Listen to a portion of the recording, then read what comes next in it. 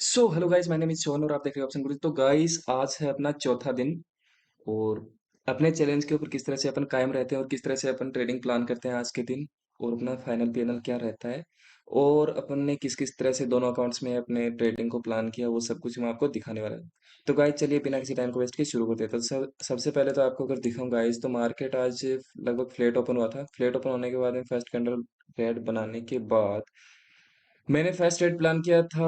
और प्लान मेरा जो प्लान था कि मैं 9:30 से पहले कोई ट्रेड नहीं लूंगा, लेकिन मैंने एग्जैक्टली 9:30 पे एक ट्रेड लिया, वो भी बिना कंफर्मेशन की। वो आज सबसे बड़ा मुझे गिल्टी फील हो रहा है और मैं दिखाना भी चाह रहा हूँ कि किस तरह से अपने ऊपर कंट्रोल रखना चाहिए। और वो ट्रेड लेने के बाद, हाँ, मार्केट यहाँ से बियरिश दिख रहा था साफ, फिर भी मैं अपने आप पे कंट्रोल नहीं कर पाया और मैंने बिना कंफर्मेशन के यहाँ पे एक ट्रेड डाल दिया, जिसका पीएनएल अगर मैं आपको दिखाऊं तो ये रहा फर्स्ट ट्रेड। ठीक है। और ट्रेडिंग जर्नल में भी मैंने इसको मेंटेन कर दिया है।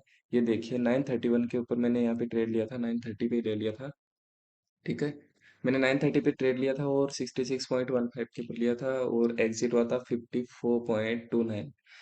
माइनस 593 रुपये का यहाँ पे लॉस हुआ, और ये मुझे बहुत गिल्टी फील हो रहा है कि मैंने यहाँ पे, ये देखिए जो मैंने कॉलम बनाया है, did I follow my rules, तो इसके अंदर मुझे नो लिखना पड़ा आज पहली बार।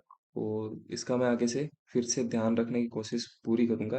यहाँ पे बिना कंफर्मेशन की एक ट्रेड लेता हूँ, बिकॉज की मार्केट ऐसे लग रहा है कि हाँ, गिरने वाला है अभी यहाँ से। हाँ, मार्केट गिरा भी उसके बाद में, लेकिन काफी देर तक यहाँ पे मार्केट रुका रहा, रुका रहा, रुका रहा, और फिर जाके यहाँ पे एक कैंडल के साथ में गिरा। सेकंड ट्रेड की अगर मैं बात करूँ, तो सेकंड ट्रेड मेरा एग्जैक्टली इस लेवल के ऊपर 10:45 के समथिंग यहाँ पे एग्जीक्यूट होता है, और इसके बाद में मुझे एक फाइन, मतलब एक अच्छा सा मिल जाता है। पहले मेरा 1H1 का मेरा टारगेट था, कितना, लगभग यहाँ तक का। ठीक है। फिर मैं इसको ट्रेल करते करते यहाँ पे 30 पॉइंट तक पहुंच गया था। 30 पॉइंट को मैंने बुक करके, और यहाँ पे देखिए ये रहा। ठीक है। तो 30 पॉइंट बुक करने के बाद भी मुझे कुछ खास अच्छा तो नहीं हुआ, लेकिन एक मतलब उसको रिकवर जरूर कर लिया, जो अभी फर्स्ट ट्रेड लगा था। 2 ट्रेड लेने के बाद मेरी भी खुद की, मतलब इस तरह से नहीं हुआ कि मैं अब तीसरा ट्रेड ले पाऊँ। और 2 ट्रेड लेने के बाद, क्योंकि देखिए यहाँ पे जब यहाँ पे ये लिखा हुआ आता है ना, तो भाई बहुत गिल्टी फील हो रहा है। ठीक है। और ये गलती हर किसी से होती है। ठीक है। ये गलती हर किसी से होती है। ये जरूरी नहीं है कि आप आपने कर दिया तो आप बहुत ज्यादा, मतलब कमजोर हो, ऐसा कुछ नहीं है। प्रोफेशनल ट्रेडर्स होते हैं, वो भी ये गलती बहुत, मतलब रेयर चांस में कभी ना कभी कर ही देते हैं। तो ऐसी गलती आपको नहीं करना है। ये एक सीखने का आज सबसे इम्पोर्टेंट पॉइंट है कि बिना कंफर्मेशन के अगर आप कोई ट्रेड लोगे तो फंस सकते हो। ठीक है। बिना कंफर्मेशन की ट्रेड लिया, सिर्फ और सिर्फ ओआई डेटा को देखा मैंने। ओआई डेटा को देखते ही कि हाँ भाई, अभी तो मार्केट एकदम बियरिश है, और वो बियरिश बाद में जाके हुआ, जो कि एग्जैक्टली अगर मैं बात करूं तो ट्रेडिंग यहाँ पे बनता ही नहीं। मेरा यहाँ पे ट्रेड बन सकता था, यहाँ तक मेरा कोई ट्रेड बनता ही नहीं। अगर मैं सिस्टम को फॉलो करता तो यहाँ पे जाके एक ट्रेड बनता, जो कि बात की बात है। तो मैंने यहाँ पे एक गलत ट्रेड की वजह से फिर सेकंड ट्रेड में यहाँ पे मिस किया। फिर मैंने एक ट्रेड यहाँ पे लिया। ठीक है। उसमें मुझे टारगेट मिल गया, ये काफी अच्छा कंफर्मेशन था मेरे लिए।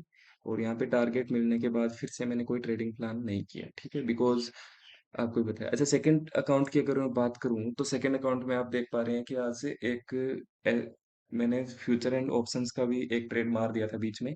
एक को कोस्ट टू कोस्ट निकाला, और एक को टारगेट हिट करने के बाद 1700 रुपये का प्रॉफिट यहाँ पे निकाल के ले आया। और टाटा स्टील का अभी भी ठीक ठाक चल रहा है। अगर मैं टाटा स्टील की दिखाऊं अभी भी आपको, तो 120 के ऊपर ये फंसा हुआ है। ठीक है।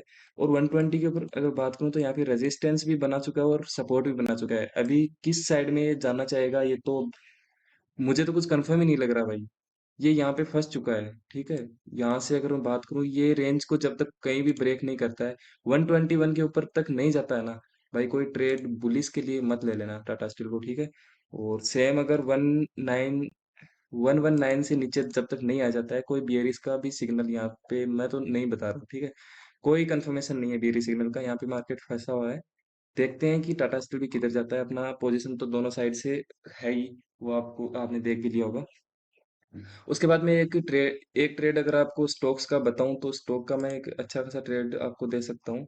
अगर H D F C bank, ठीक है, अगर H D F C bank 1645-46 तक आ जाता है, ठीक है, तो यहाँ पे आप 10 पॉइंट का एस एल रख के, ठीक है, 10 पॉइंट का यहाँ तक का एस एल रख के, और एक शानदार ट्रेड रख सकते हो। किस साइड में? बियरिश साइड में। ठीक है। ये बियरिश का ट्रेड दे रहा हूँ आपको। अगर ये आ जाता है तो और मिनिमम अगर बात करूँ तो 1H2 का आपका टारगेट रहेगा, ठीक है? यहाँ से यहाँ तक का अगर आप ऐसा लेते हो, ठीक है? यहाँ से यहाँ तक का, तो यहाँ तक का टारगेट भी होना चाहिए। इस टाइप से आप प्लान कर सकते हो। अगर देखिए सेम यहाँ यहाँ तक मार्केट जाएगा, अगर जाता है तो आपको करना क्या है, 10 पॉइंट का एसएल, ठीक है? सबसे पहले तो ये देखिए 10 पॉइंट का एसएल, ठीक है? 10 पॉइंट के एसएल के साथ में 1H2 का आपको टारगेट होना चाहिए मिनिमम। यहाँ तक का टारगेट कर सकते हो, लेकिन 1H to 1 मिलने के बाद आप इसको ट्रेल करना जरूर, बिकॉज कि क्या क्या पता इस सपोर्ट से वापस उठ जाए। तो 1H1 अगर मार्केट यहाँ तक आ जाता है और फिर वापस उठता है, तो आपको 1H to 1 का टारगेट लेके निकल जाना है यहाँ से, बाकी गिर जाएगा ये, ठीक है? तो इस तरह का भी आप अगर प्लान करते हो तो कर सकते हो। बाकी आपका कोई भी डाउट रहता है, या फिर आपको किस तरह से एक अपने साइकोलॉजी को बिल्डअप करना है, तो उसके लिए बुक्स पढ़ते रहिए। मैंने बुक्स ऑलरेडी बता रखा आपको, 4 से 5 बुक्स का नाम मैंने ऑलरेडी बता रखा है। अगर आप चाहते हो तो फिर से कमेंट कीजिए, मैं उन बुक्स को रिकमेंड कर दूंगा आपको। मेरे इस पे डिस्क्रिप्शन में लिंक मिल जाएगा, किसका, टेलीग्राम चैनल का, वहाँ पे भी आ सकते हो, व्हाट्सएप ग्रुप पे भी आ सकते हो, और वहाँ से भी कोई भी डाउट रहता है आप पूछ सकते हो मेरे से, डायरेक्टली लिंक कर सकते हो। तो इस तरह से आपको क्या करना चाहिए, एक अपने आप से चैलेंज करना चाहिए। हाँ, मैं चैलेंज में खुद भी आज यहाँ पे नो लिखने के बाद में खुद अपने आप से थोड़ा गिल्टी फील हो रहा है, बट कोई दिक्कत नहीं है भाई, देखिए हो सकता है ऐसा, ठीक है? किसी के साथ भी हो सकता है। इस तरह से आप खुद चैलेंज कीजिए, खुद के ऊपर कंट्रोल तभी आएगा जब आप खुद को पहले से डिसाइड करके रखोगे मुझे करना क्या है मार्केट में।